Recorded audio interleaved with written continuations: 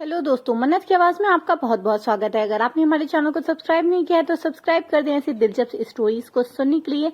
तो चलिए आज की स्टोरी सुन लेते हैं। सुशील कुमार शर्मा विमल बहुत परेशान था। उसे समझ नहीं आ रहा था कि वो अपनी परिस्थिति को कैसे निपटाए। वो अपनी माँ को बहुत चाहता था, किंतु उसकी पत्नी और बच्चे उसकी माँ से बहुत दूर भागते थे, क्योंकि उसकी माँ की एक आंख नहीं थी, साथ ही उसकी कमर भी 90 इंच तक झुकी हुई थी। वैसे भी अपना काम खुद सब कुछ कर लेती थी, फिर भी उसकी पत्नी और बच्चों को खटकती रहती थी। दादी, आप ऊपर के कमरे में जाओ, मेरे दोस्त आ रहे हैं, विमल के बेटे अखिल ने बेरुखी से कहा। पर बेटा, मैं तो यहाँ बहुत दूर बैठी हूँ, विमल की माँ ने बहुत ही प्यार से जवाब दिया। नहीं, आप उनके सामने मत आओ, वो मुझे चिढ़ाते हैं, अखिल ने जोर से डांटते हुए कहा। क्या हुआ अखिल, चिल्ला रहे हो? विमल की पत्नी कामनी ने किचन से ही आवाज लगाई। देखो ना माँ, ये दादी ही डाइनिंग रूम में बैठी हैं, मेरे दोस्त आ रहे हैं, अखिल ने शिकायत भरे लहजे में कहा। माँ जी, आप ऊपर चली जाओ, क्यों हम लोगों को लजवाती हो? कामनी ने बेटे का पक्ष लेते हुए कहा। बेचारी सरस्वती चुपचाप उठकर जीने से सहारे ऊपर जाने लगी। कमर झुकी होने के कारण उन्हें ऊपर चढ़ने में बहुत परेशानी हो रही थी, किंतु वो पूरी ताकत से ऊपर एक अकेले कमरे में कोने में जाकर बैठ गई। विमल बाजू के कमरे में सब कुछ सुन रहा था। उसे कष्ट हो रहा था कि उसकी माँ को अपमानित होना पड़ रहा है, किंतु वो असहज था। अगर वो कुछ कहता तो वो पत्नी और बच्चों का विरोध करते। दूसरे तरफ, क्योंकि वो सामाजिक प्रशासनिक अधिकारी था, उसका सामाजिक स्तर पर बहुत ऊंचा स्तर था। उसकी ससुराल भी एक उच्च घराने की थी। अंत इसीलिए वह चुपचाप हर तरह से अपनी माँ को अपमानित होते देखता रहता था। रात को विमल की पत्नी ने कहा, देखो जी, आप कुछ करो। कल कलेक्टर साहब की पत्नी आई थी, आज अपनी देशी धुन धारा में उनसे मिली। मुझे बहुत शर्मा रही थी, बताते हुए कि ये मेरी सास है। मैंने कह दिया, दूर की रिश्तेदार है, इलाज कराने आई हैं। विमल को रोना आया, किंतु फिर भी वे चुप रहा। उसे समझ नहीं आ रहा था कि वो क्या करे।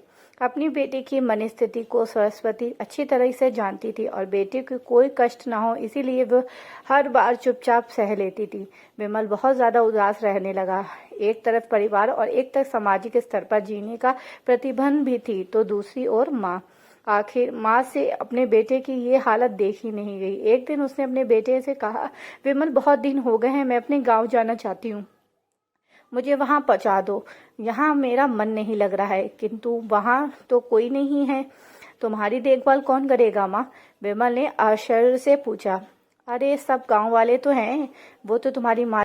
अरे, सारे गांव वाले तो हैं, वहाँ तुम्हारे मामा जी भी तो उस गांव में रहते हैं, और फिर सारी व्यवस्थाएं कर आइएगा ना। कामनी को तो जैसे मन की मुराद पूरी हो गई थी।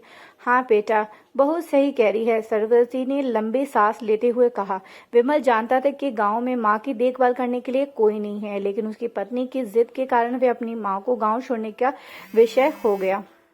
माँ को गांव छोड़ते आते वक्त उसे रोना आ रहा था तथा अपनी बेबसी पर गुस्सा भी आ रहा था, किंतु परिवार और पत्नी और समाज को उस मनोभावनाओं को दबा दिया और उसे सुकून वह महसूस करने लगा। कुछ दिनों के बाद उसके चाचा, जो अमेरिका में रहते थे, आने वाले थे। जब विमल बहुत ही छोटा था, उसके पिता जीवित थे, तब वे भारत आए थे। उसके बाद वे भारत आ नहीं पाए।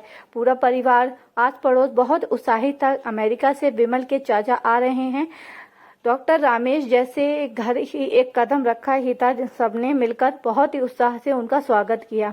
क्यों विमल भाभी नहीं दिख रही हैं? डॉक्टर रमेश ने उत्सुकता से पूछा। जी, वो गांव रहती हैं, यहाँ उनका मन नहीं लगा, कामनी का सपाट लहजा से उत्तर दिया। डॉक्टर रमेश ने विमल की ओर देखा और विमल की अपनी आंखें झुका ली। डॉक्टर रमेश समझ गए, बोले, कल हम भाभी से मिलने गांव चलेंगे सब लोग। दूसरे दिन सभी लोग गांव के घर पहुंच गए। देखो कि सरस्वती बहुत ही तेज बुखार में और पलंग पर पड़ी हैं। डॉक्टर रमेश दौड़ते हुए सरस्वती के पास गए, अपने पैर छूकर रोने लगे। सरस्वती की और हालत उनकी कल्पना से परे थी। वाह बेटा विमल, तूने अपना नाम उजागर कर दिया। अपनी माँ की ये हालत देखकर तुझे शर्म नहीं आ रही है? डॉक्टर रमेश ने विमल को लगभग डांटते हुए कहा। नहीं देवर जी, विमल का कोई दोष नहीं है, मैं खुद गाँव आई थी। सरस्वती अपने बेटे को बचाव किया। मुझे सब पता चल गया है भाभी, आप चुप रहो।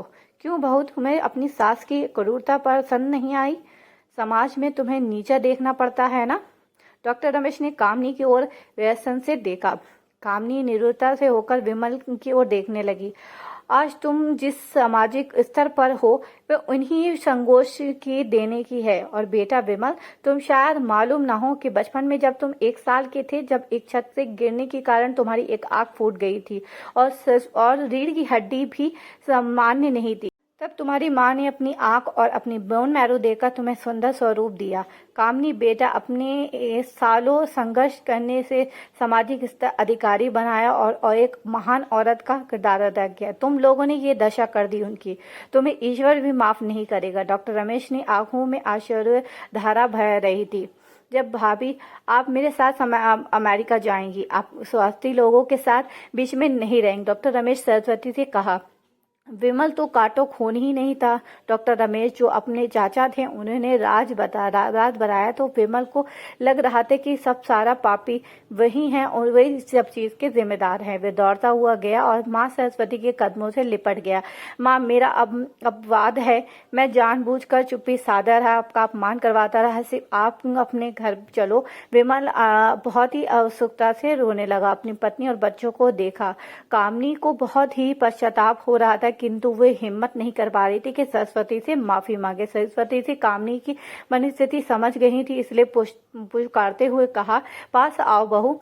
विमल डांटते हुए, खबरदार, अगर मेरी बहू से कुछ कहा अलग होने की कोशिश तो मैं घर से कभी नहीं करूंगी। कामनी अपने बच्चों को सरस्वती के पैर पड़ते हुए अपने व्यवहार की माफी मांगती है और अपने हृदय को माँ अपने हृदय से उनको माफ कर देती है। वीडियो अच्छी लगे तो लाइक कर दीजिए, चैनल को सब्सक्राइब कर दीजिए।